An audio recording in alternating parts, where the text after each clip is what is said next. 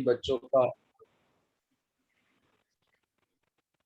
आप good morning बच्चों। एक बार फिर से आप सभी बच्चों का ऑनलाइन क्लास में स्वागत है।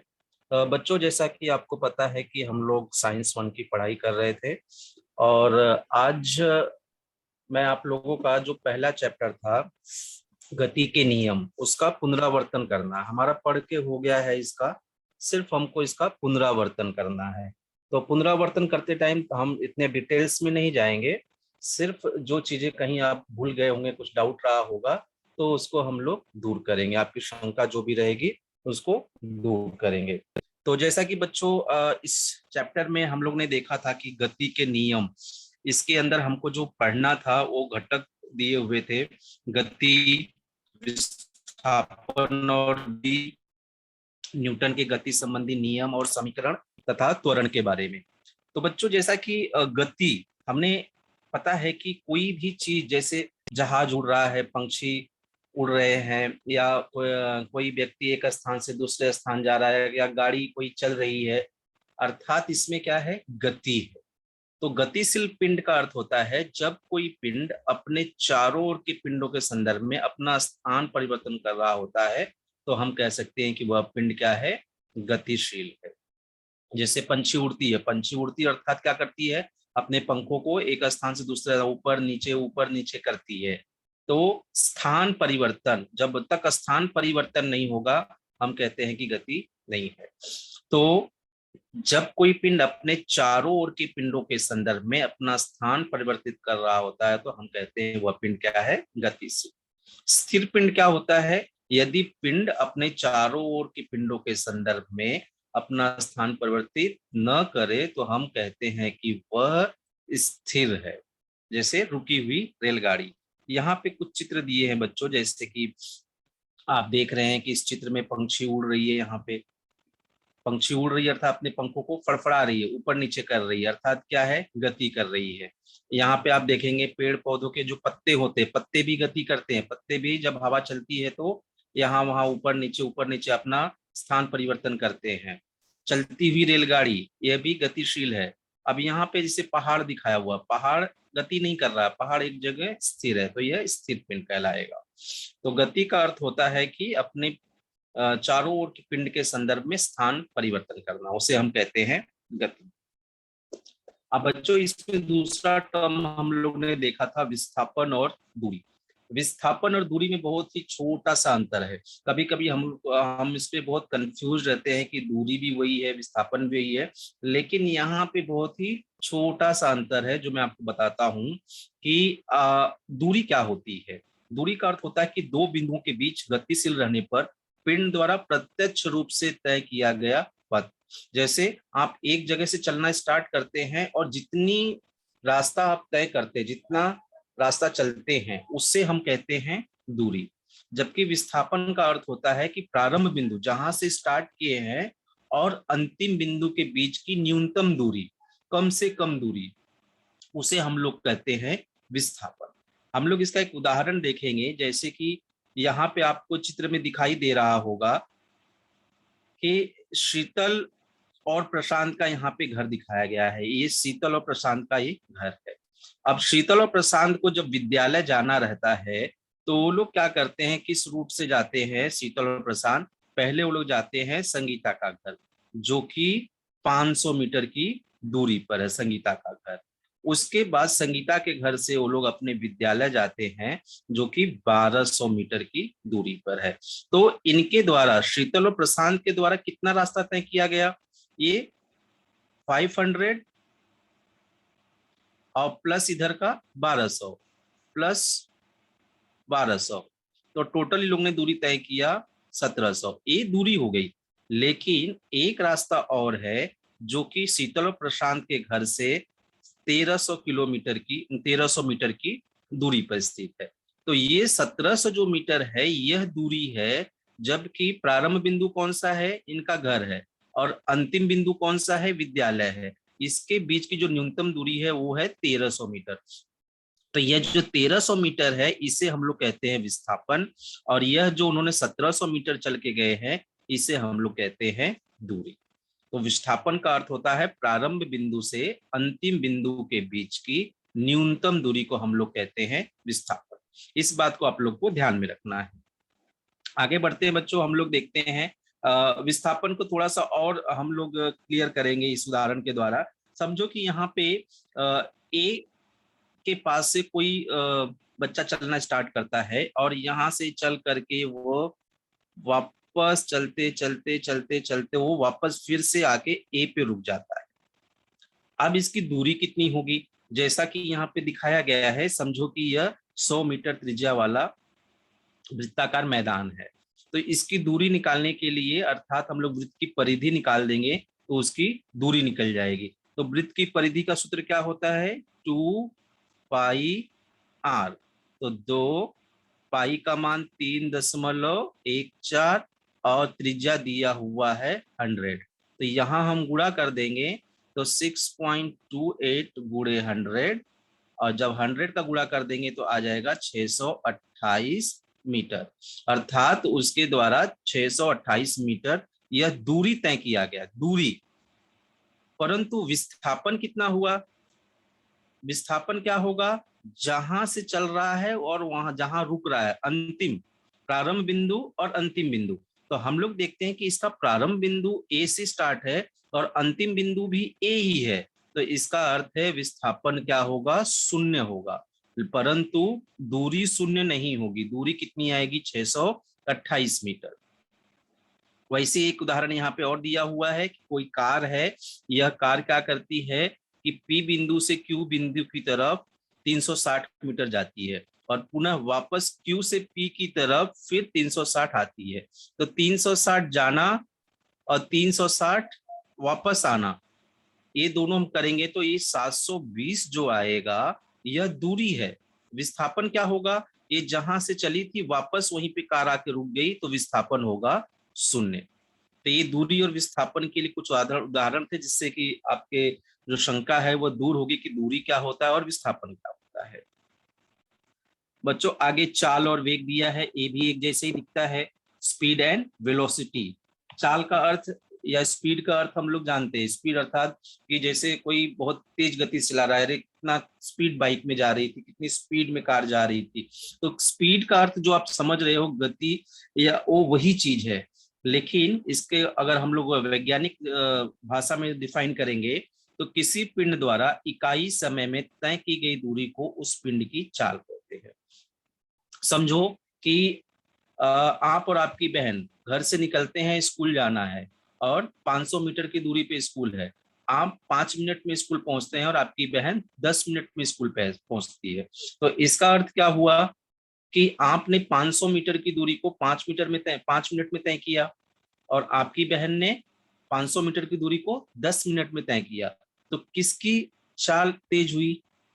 जो कम समय में दूरी तय किया 5 मिनट में, तो उसकी चाल क्या रहेगी? ज्यादा रहेगी, उसकी स्पीड ज्यादा रहेगी। तो यहाँ पे इकाई समय का अर्थ है कि मिनट, सेकेंड या घंटा भी हो सकता है।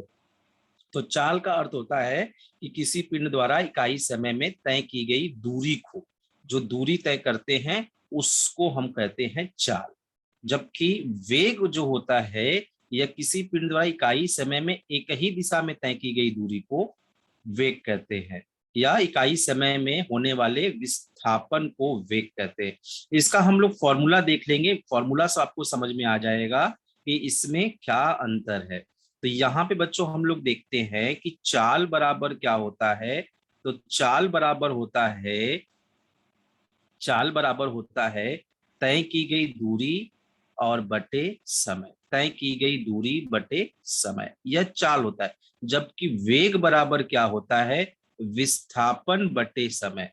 अब आपको पता है कि दूरी और विस्थापन में अंतर होता है। तो जो चाल होता है उसका डिफिनेशन आपको इस तरह से याद रखना है कि तय की गई दूरी उसमें लगा हुआ समय। चाल बराबर होता है तय की गई दूरी और लगा हुआ समय, जबकि वेग बराबर होता है विस्थापन बटे समय। हमने इसमें देखा था कि चाल और वेग की जो इकाइयां होती बच्चों समान होती है। उनकी एसआई प्रणाली में जो इकाई होती है मीटर पर सेकेंड और सीजीएस प्रणाली में इकाई होती है सेंटीमीटर पर सेकेंड। चाल दूरी से संबंधित है, तो वेग विस्थापन से, याद रखना हमेशा। चाल यह जो है दूरी से संबंधित है और वेग जो है वह विस्थापन से संबंधित है।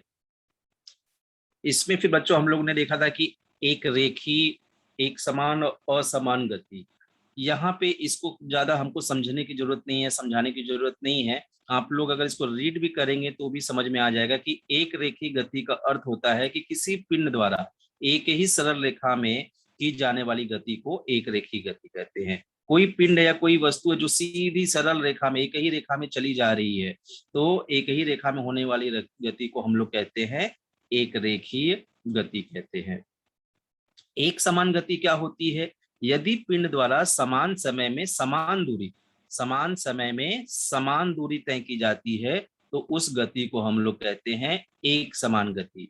उसी प्रकार से असमान गति है।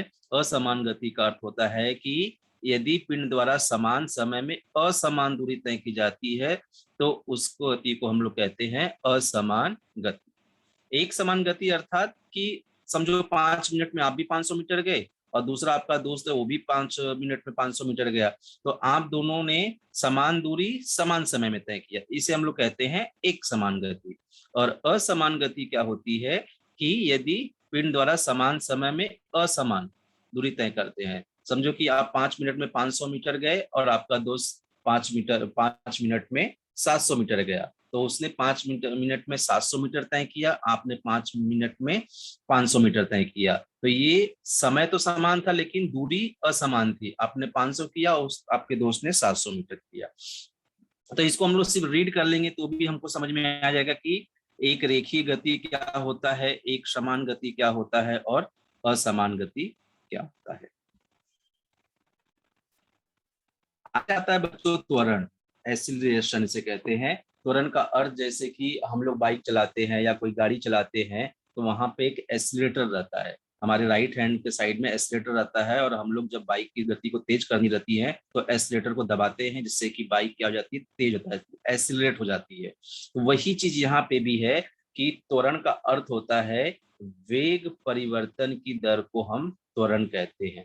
अब वेग परिवर्तन का अर्थ क्या होता है कि समझो जैसे कि आप कहीं गली से निकल कर ऐसे बाइक चला रहे हैं, ठीक है, तो जब गली या कहीं भीड़ भाड़ वाली जगह रहेगी तो आपके बाइक की गति या स्पीड क्या रहेगी, स्लो रहेगी, धीरे धीरे रहेगी। लेकिन जैसे ही आपको सीधा हाईवे मिला, रास्ता एकदम खाली मिला, तो हम लोग क्या करते हैं, अपनी गति को एक्सीलरेट करते हैं, गति बढ़ा देते हैं। तो यह जो गति होती है, प्रारंभिक गति और फिर बढ़ी हुई गति, इसके दर को मतलब वेग परिवर्तन, जो कि हम 5 किलोमीटर घंटे की रफ्तार से चला रहे थे, अचानक हाईवे मिला और हम लोग 50 किलोमीटर की रफ्तार से बड़ा गाड़ी चलाने लगे, तो ये जो वेग में परिवर्तन आया, पहले 5 किलोमीटर से 50 किलोमीटर के बीच में यह जो परिवर्तन आया, इसी को हम लोग कहते हैं त्वरण कहते हैं। वेग परिवर्तन की दर को हम त्वरण कहते हैं। यसाई प्रणाली में इसकी इकाई होती है मीटर पर सेकेंड स्क्वायर और सीजीएस में होती है सेंटीमीटर पर सेकेंड स्क्वायर। त्वरित गति, यदि कोई गतिशील पिंड निश्चित समय में वेग बदलता है तो उस पिंड की गति को हम लोग कहते हैं त्वरित गति। तो यहाँ पे आपको यह जानना जरूरी है कि त्वरण क्या होता है। त्वरण का अर्थ होता है वेग परिवर्तन, मतलब जैसे हम एक स्पीड से चल रहे हैं, उसके बाद अपनी स्पीड को जब बढ़ा लेते हैं, अपने वेग को बढ़ा लेते हैं, तो जो दोनों का डिफरेंस होता है, जो अंतर होता है, उसे ही हम लोग कहते हैं त्वरण कहते हैं। अब यह चीज आप लोग को याद रखनी है कि जब गति की शुरुआत होती है तो उस समय पिंड विरामावस्था में होता है। जैसे कोई गाड़ी खड़ी है तो उस समय वो क्या रहता है, विरामावस्था में, तो उसका जो प्रारंभिक वेग होता है वह 0 होता है, और प्रारंभिक वेग को हमेशा हम लोग यू लेटर से दर्शाते हैं, तो यू बराबर 0। और जब गति के अंत में, जब हम लोग गाड़ी को खड़ी करते हैं, विरामावस्था में होता है, तब पिंड का अंतिम वेग भी क्या होता है, 0 होता है, और अंतिम वेग को हम लोग v के द्वारा, लेटर v के द्वारा डिनोट करते हैं, v बराबर 0। प्रारंभिक वेग और अंतिम वेग।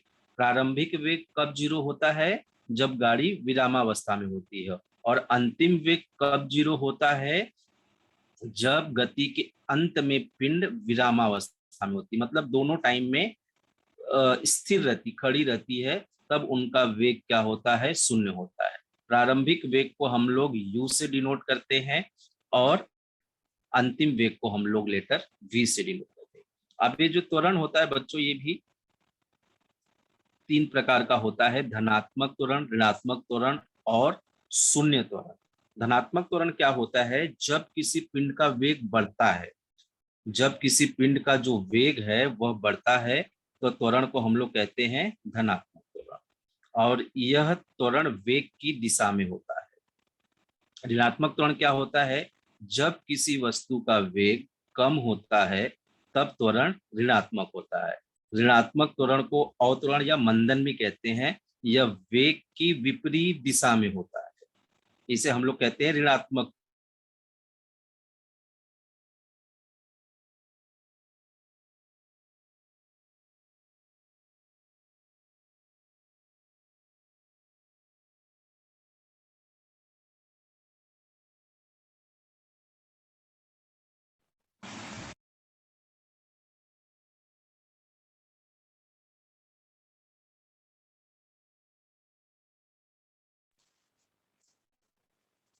यहाँ पे कि हम किसी पहाड़ी पर से नीचे की तरफ आ रहे हैं, समझो यहाँ पे कोई पहाड़ी है, चोटी है, ऐसा स्लोप है, तो इससे जब हम लोग नीचे की तरफ उतरेंगे तो हम लोग का स्पीड, गति क्या होगा, तुरंत बढ़ेगा। लेकिन जब हम लोग ऊपर की तरफ जाएंगे तो गति क्या होगी, कम होगी। और जब हम लोग सीधे रास्ते पे चले जा रहे हैं तो वहां पे गति क्या रहेगी, स्थिर। तो जब वेग बढ़ता है तो धनात्मक त्वरण, जब वेग कम होता है तो त्वरण को हम लोग कहते हैं ऋणात्मक, और ये वेग की विपरीत दिशा में होता है। तथा जब वेग स्थिर होता है तो उसे हम लोग कहते हैं शून्य त्वरण कहते हैं।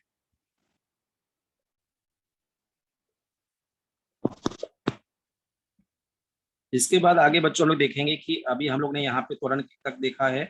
फिर दूसरा हम लोग का जो था ये यहाँ पे कि एक रेखीय गति क्या होता है। एक रेखीय गति, त्वरण और गतिशील पिंड में त्वरण, त्वरण के प्रकार हम लोग ने देखा। अब इसमें ग्राफ आलेख के बारे में भी हम लोग ने पढ़ाई किया था बच्चों। अभी यहाँ पे जो दिख रहा है आपको, यह आलेख है एक समान गति का। यह जो आलेख दिया हुआ है, ये दिया है एक समान गति के लिए दूरी तथा समय का आलेख दिया हुआ है। यहाँ पे आप लोग देखेंगे कि समय दिया हुआ है जैसे 0 सेकेंड, और दूरी दिया है 0 मीटर। 10 सेकेंड के बाद जो दूरी तय की जाती है किसी पिंड के द्वारा, वह है 15 मीटर। 20 सेकेंड के बाद 30 मीटर। 30 सेकेंड के बाद 45 मीटर। तो हम देख रहे हैं कि हर 10 सेकेंड में 15 मीटर 15 मीटर का अंतर आ रहा है, मतलब 15 मीटर कांस्टेंट है, स्थिर है। इसका अर्थ ये हुआ कि इसकी जो गति है वह एक समान गति है, क्योंकि 10 सेकेंड में 15 जा रहा है, फिर अगले 10 सेकेंड में फिर 15 जा रहा है, 15 मीटर। तो ये जो देख रहे हैं इसमें 15 मीटर 15 मीटर जो कांस्टेंट स्थिर आ रहा है। तो यह जो आलेख दर्शाया हुआ है यहाँ पे आप देखेंगे कि यहाँ पे यह आलेख दर्शाया हुआ है।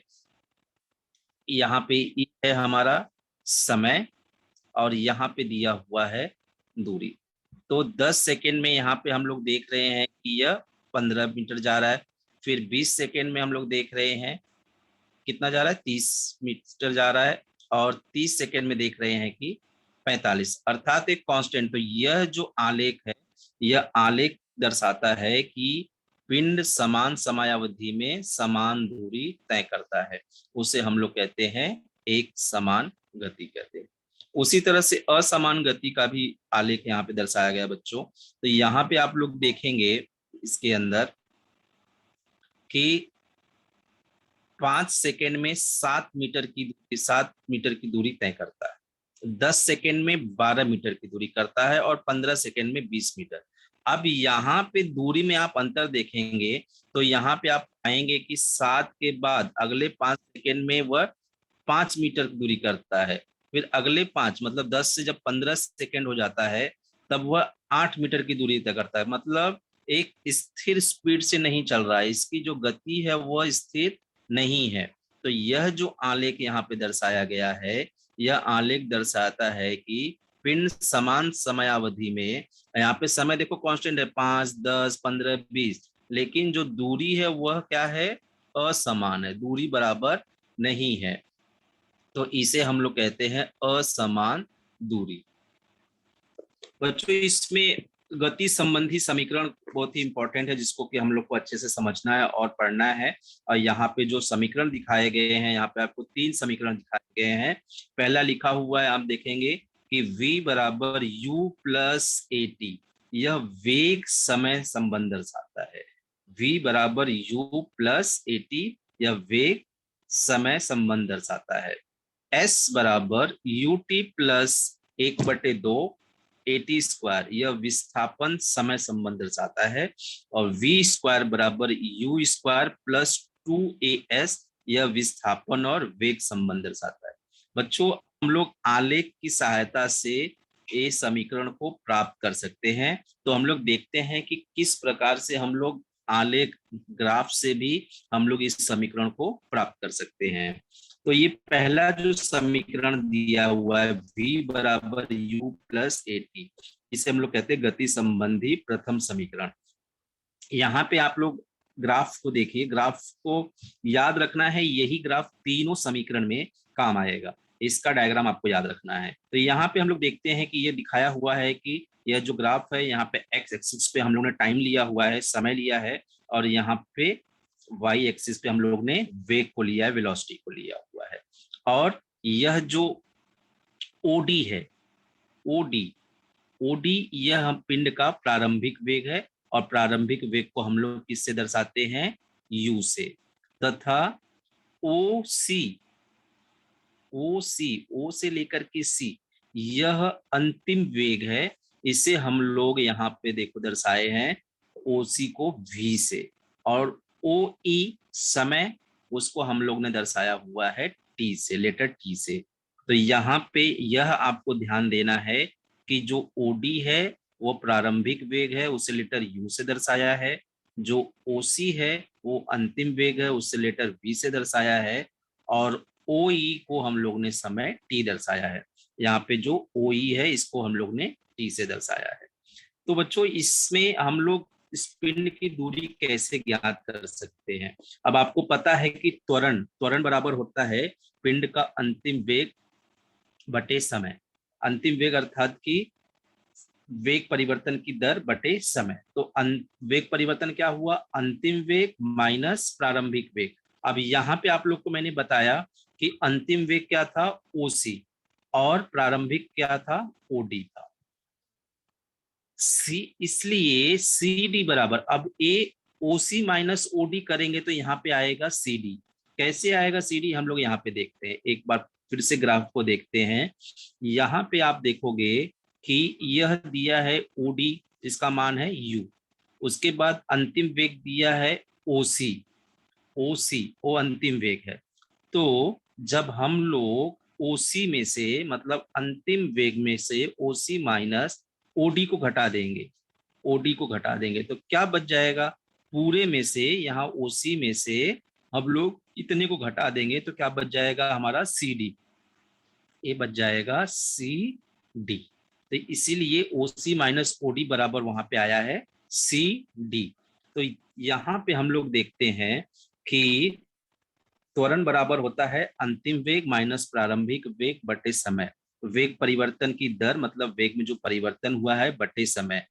तो अंतिम वेग क्या था, ओसी था, प्रारंभिक वेग क्या था, ओडी था, और समय कितना था, टी। तो उसको हम लोग ने ऐसे ही रखा है। अब ओसी माइनस ओडी, जैसा कि मैंने आपको ऊपर बताया, ओसी माइनस ओडी करेंगे तो आएगा सी डी। इसलिए हमने लिख दिया है यहाँ पे कि अब इसमें एक स्टेप और देखेंगे कि यह सी डी बराबर ए टी कैसे आया। अब यहाँ पे आप देख रहे हो कि ए बराबर, यहाँ पे हम लोग ने क्या लिखा, सी डी, और बटे में क्या रहेगा, टी। तो इसका जब गुणा करेंगे, ए का टी में गुणा करेंगे तो ये हो जाएगा ए टी बराबर सी डी के। इसलिए यहाँ पे आया हुआ है सी डी बराबर ए टी के। इस बात को आपको ध्यान में रखना है कि सी डी बराबर आया है ए गुणे टी के। अब आलेख के अनुसार हम लोग देखते हैं कि बीई बराबर, BE बराबर AB प्लस AE। तो इसको हम लोग चेक करते हैं कि BE बराबर AB प्लस E है क्या नहीं। तो हम लोग देखते हैं कि यहाँ पे क्या दिया है, BE बराबर, तो BE बराबर क्या होगा, AB प्लस AE। इन दोनों को हम लोग प्लस करेंगे तो किसके बराबर आएगा, BE के। वही चीज वहां पे दिया हुआ है। और इसमें आपको यह ध्यान रखना है कि जो AB है, AB किसके बराबर होगा, AB यह बराबर होगा,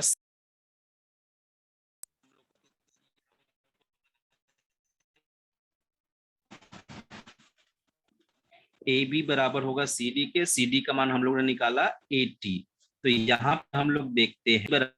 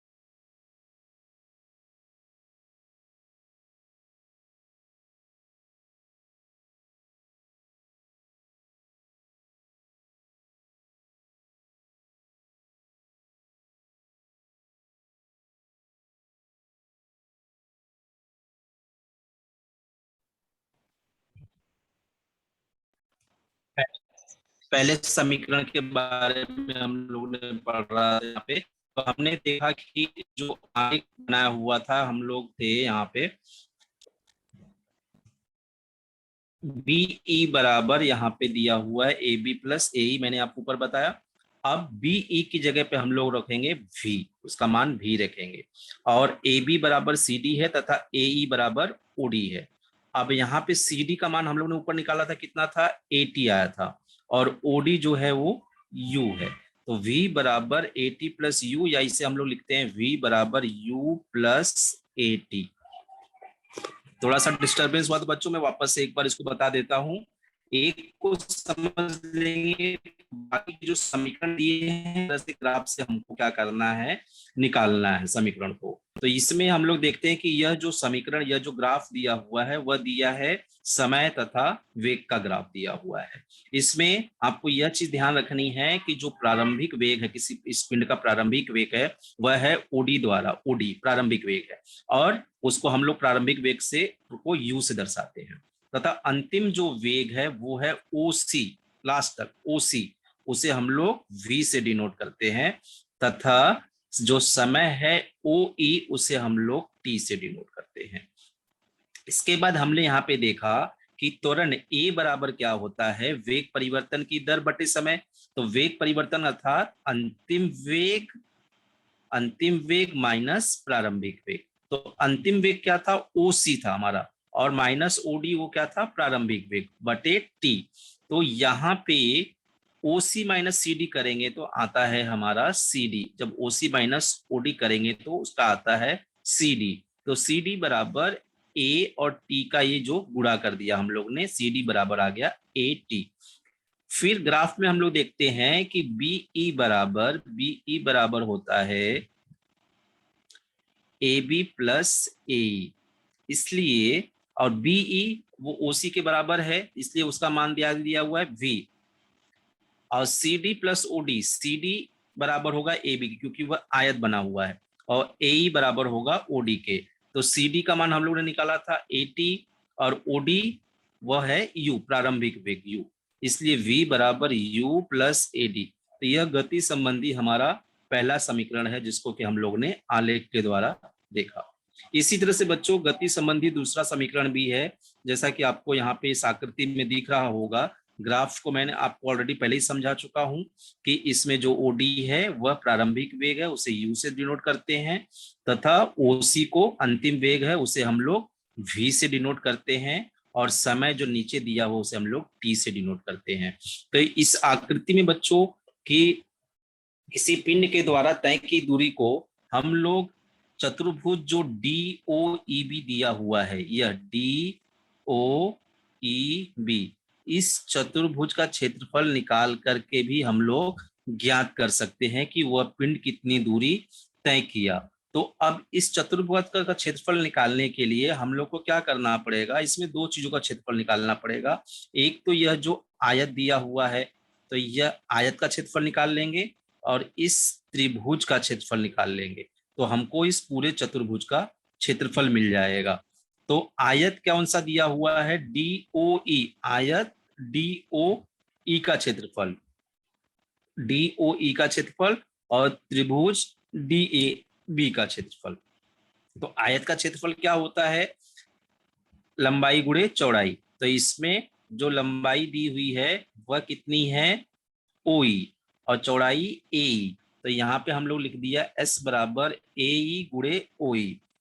और त्रिभुज का क्षेत्रफल क्या होता है, 1/2 आधार गुणे ऊंचाई, तो यहाँ पे ए बी गुणे डी ए। अब यहाँ पे ए ई बराबर यू, ए ई बराबर यू, क्यों, क्योंकि आयत की सम्मुख भुजाएं सर्वांगसम होती हैं। तो जो ओडी है वह ओडी किसके बराबर होगा, ए ई के, और ओडी का मान यू है, इसलिए ए ई का मान भी क्या हो गया, यू हो गया। और यहाँ पे ओ ई का मान टी दिया हुआ है, तो ओ ई बराबर किसके होगा, डी ए के, क्योंकि सम्मुख भुजाएं सर्वांगसम होती हैं, इसलिए डी ए बराबर आया टी। तो हमारा ए ई बराबर यू, ओ ई बराबर टी। तो यहाँ जो ए ई गुणे ओ यू लिखा है उसकी जगह पे हम लोग लिख देंगे यू गुणे टी, लिख दिया यहाँ पे। अब हम देखते हैं कि 1/2, तो 1/2 यहाँ पे लिख दिया। ए बी बराबर क्या होगा, तो ए बी बराबर होगा ए टी। अब ए बी बराबर ए टी इसलिए होगा कि अभी हम लोग पिछले समीकरण में निकाला था कि सी डी बराबर कितना आया था, ए टी आया था, सी डी बराबर हम लोग ने निकाला था ए टी। तो ये भी आयत वर्ग एक दिया हुआ है ऊपर में, तो ये इसकी सम्मुख भुजाएं क्या होंगी, सर्वांगसम होंगी। तो ए बी का मान बराबर होगा ए टी, तो इसके लिए हम लोग ने यहाँ ए बी की जगह पे रख दिया ए टी रख दिया, और डी ए क्या होगा, टी होगा, तो यहाँ पे गुणे टी कर दिया। तो इन सबको सॉल्व करने पर हम लोग देखते हैं कि एस बराबर U T plus 1/2 half A T, और टी का करेंगे तो ए टी का वर्ग। तो यह गति संबंधी हमारा दूसरा समीकरण था। एक बार फिर से मैं आपको क्लियर कर देता हूं यहाँ पे गति संबंधी दूसरा समीकरण की आलेख के द्वारा हम लोग कैसे प्राप्त करते हैं। तो यहाँ पे यह ग्राफ बनाया गया बच्चों, समय और गति का, समय और गति का। उसमें ओडी जो है वह प्रारंभिक वेग है, और प्रारंभिक वेग को हम लोग यू से डिनोट करते हैं। ओसी जो है वह अंतिम वेग है, उसे हम लोग लेटर वी से डिनोट करते हैं, और ओई जो है वह समय है, उसे हम लोग समय को टी से दर्शाते हैं। अब इसके अंदर किसी पिंड के द्वारा जितनी दूरी तय की गई है वह पिंड कहाँ से, डी से स्टार्ट करता है और जाके खत्म कहाँ करता है, बी पे। तो यह दूरी ज्ञात करने के लिए हम लोग को यह जो चतुर्भुज दिया है ओ ई ए बी, इसका क्षेत्रफल निकालना पड़ेगा। तो इसका क्षेत्रफल निकालने के लिए हम लोग को पहले यह जो दिया हुआ है आयत, इसका निकाल लेंगे, डी ओ ई का क्षेत्रफल निकाल लेंगे यहाँ पे पहले आयत का, और प्लस इस त्रिभुज का जो इसके ऊपर ये त्रिभुज बना हुआ है उसका क्षेत्रफल निकालेंगे।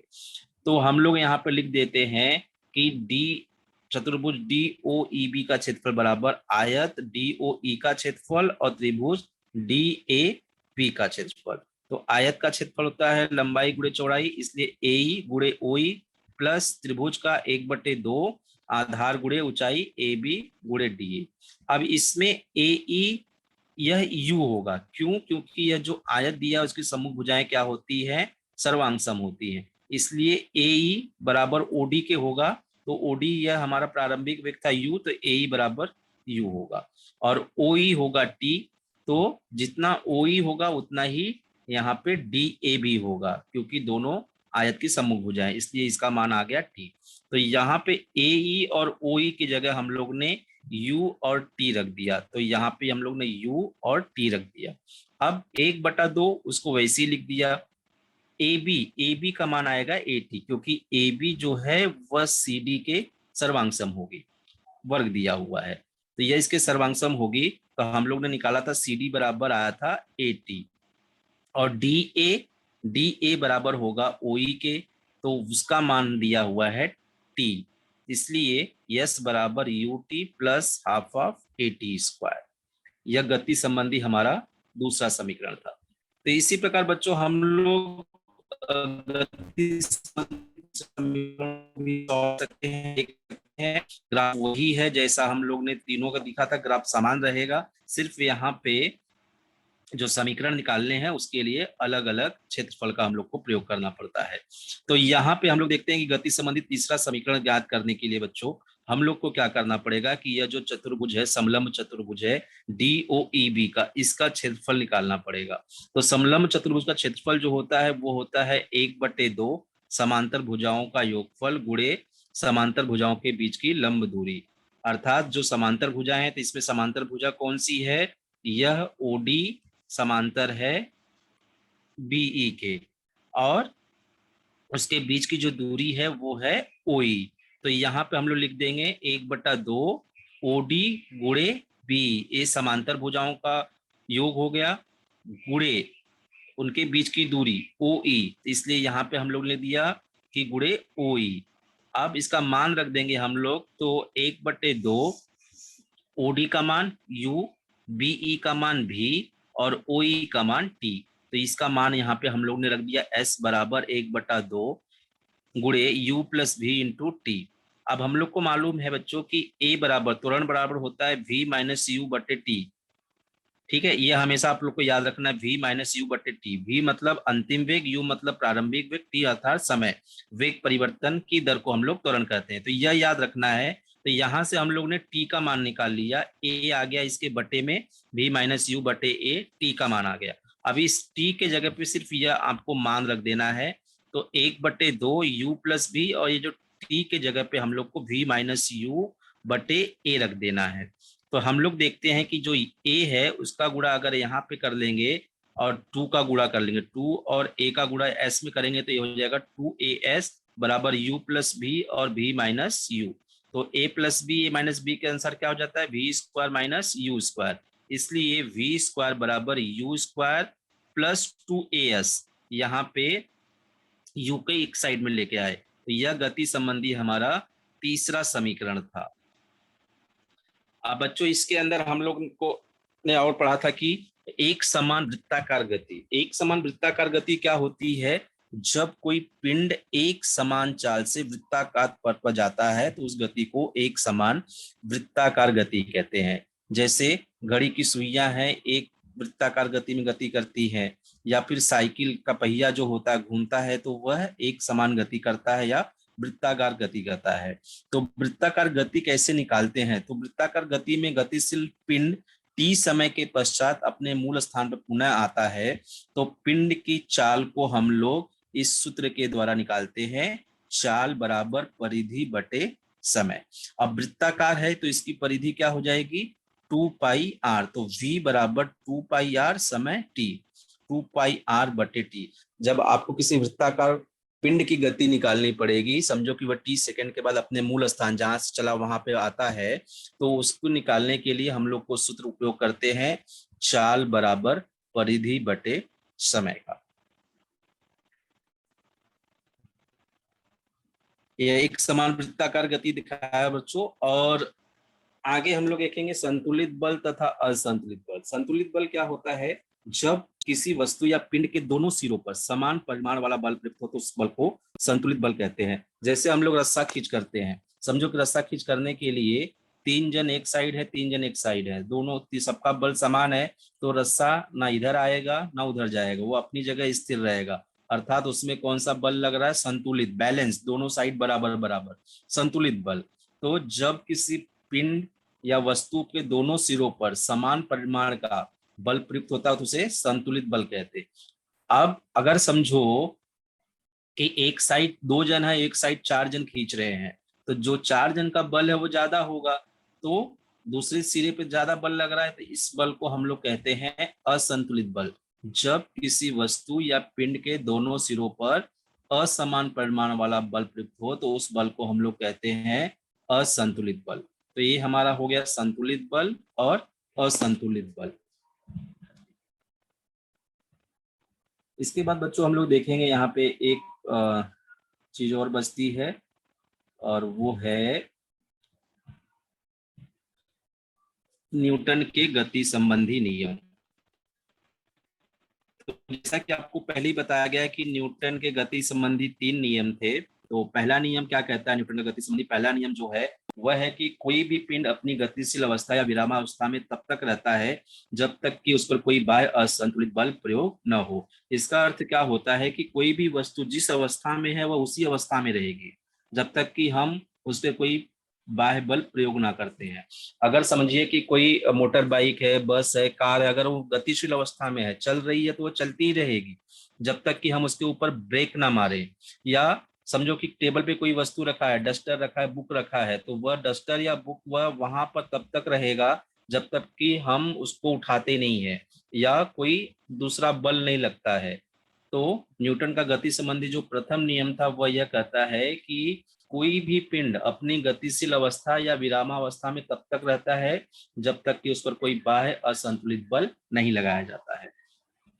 दूसरा नियम न्यूटन कहता है कि संवेग परिवर्तन की दर प्रयुक्त बल के समानुपाती होता है और संवेग परिवर्तन बल की दिशा में होता है। तो इसका अर्थ होता है बच्चों कि हम जिस दिशा में बल लगाते हैं परिवर्तन उसी दिशा में होता है। समझो आप अगर किसी टेबल को बल लगा के धक्का दे रहे हैं तो जिस दिशा में आप बल लगा रहे हैं वो उसी दिशा में जाएगा, उल्टी दिशा में नहीं आएगा। न्यूटन का जो तीसरा नियम था उसके अनुसार प्रत्येक क्रिया बल के लिए समान परिमाण वाले और उसी समय प्रयुक्त वाले प्रतिक्रिया बल का अस्तित्व होता है, उनकी दिशा विपरीत होती है। इसका अर्थ है प्रत्येक क्रिया की समान और विपरीत प्रतिक्रिया होती है। जो भी क्रिया की जाती है उसकी समान और विपरीत प्रतिक्रिया होती है। समझो अगर आप पढ़ रहे हैं, मैं आपके सामने हूं और आपको मैं ऐसा चौक से मारता हूं, तो आपका रिएक्शन क्या, मैंने एक्शन क्या किया, आपको चौक से मारा, आपकी तरफ चौक मारा, आपका एक्शन क्या होगा, आपकी पलकें झपक जाएंगी, आप थोड़े से सहम जाएंगे।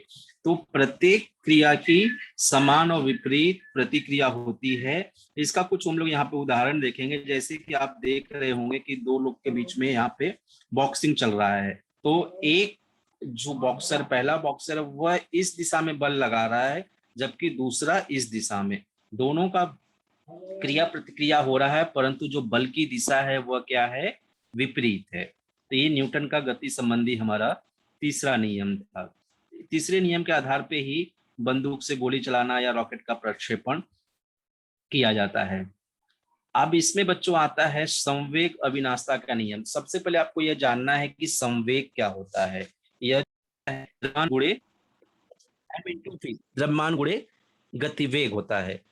अब इसमें संवेग अविनाशता का नियम जो यह कहता है कि यदि दो पिंडों की टक्कर होती है तो टक्कर के पूर्व का कुल संवेग और उनके टक्कर के बाद के कुल संवेग के बराबर होता है। अर्थात समझो कि जैसे यहाँ पे यह उदाहरण दिया गया है कि यहाँ दो पिंड हैं, ए और एक बी है। तो इन पिंडों का जो संवेग है टक्कर होने के पहले वह और टक्कर होने के बाद जब इससे टकराएगा वह दोनों क्या होता है, समान होता है। संवेग अविनाशता के नियम में इसमें आपको यहाँ पे समझाया गया है किस तरह से टक्कर के पहले और टक्कर के बाद दोनों का जो संवेग होता है वह समान होता है। तो इसमें मान लिया बच्चों यहाँ पे दिया हुआ कि इसका द्रव्यमान m1 होगा और दूसरे का द्रव्यमान क्या होगा, m2। तो टक्कर के पहले हम लोग का जो पिंड ए का प्रारंभिक संवेग है वह m1u1 होगा तथा बी का जो प्रारंभिक संवेग होगा m2u2 होगा। उसके बाद जब टक्कर होगा मतलब अंतिम वेग, तो पिंड ए का m1v1 तथा बी का होगा m2v2। U क्या है, प्रारंभिक संवेग है, और V क्या है, अंतिम संवेग। तो ये यहाँ पे दर्शाते हैं। तो F दोनों का फोर्स बराबर होगा, लेकिन विपरीत दिशा में, तो F2 बराबर माइनस F यहाँ दर्शाया हुआ है। अब फोर्स बराबर होता है M इंटू ए, मास इंटू एक्सीलरेशन। इसलिए यहाँ पे हम लोग ने क्या किया, ए का मान, जबकि हमको पता है ए बराबर भी माइनस यू होता है, तो एम V2 माइनस U2 गुणे टी बराबर M1 V1 माइनस यू। अब इसके अंदर टी और टी कैंसिल हो जाएगा, तो यम का 2 का इसमें गुणा करेंगे, M1 का इसमें गुणा करेंगे। जब ब्रैकेट तोड़ेंगे और पक्षांतर करेंगे तो हम लोग देखते हैं कि प्रारंभिक संवेग और अंतिम संवेग वह दोनों बराबर आते हैं। इसमें लास्ट में बच्चों लिए हुए थे, जहां पे कि आप संवेग के सूत्र के द्वारा इस को सॉल्व कर सकते हैं। तो इसमें एक उदाहरण दिया हुआ है, जैसे कि एक तोप का द्रव्यमान 500 केजी है और गोला दगने के पश्चात उसका वेग 0.25 मीटर पर सेकंड का, तो संवेग ज्ञात करिए। तो आपको पता है कि यहाँ पे द्रव्यमान दिया है, वेग दिया हुआ है, तो संवेग बराबर होता है m इंटू वी। हम इसका गुणा कर देंगे तो इसका आंसर आता है हमारा 125 किलोग्राम पर सेकेंड।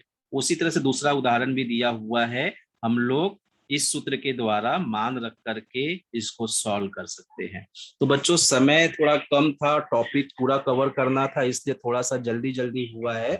फिर वापस से आपको रिवीजन मिलेगा, तो वहां पे हम आपके डाउट को जो है उसको क्लियर करेंगे। कोई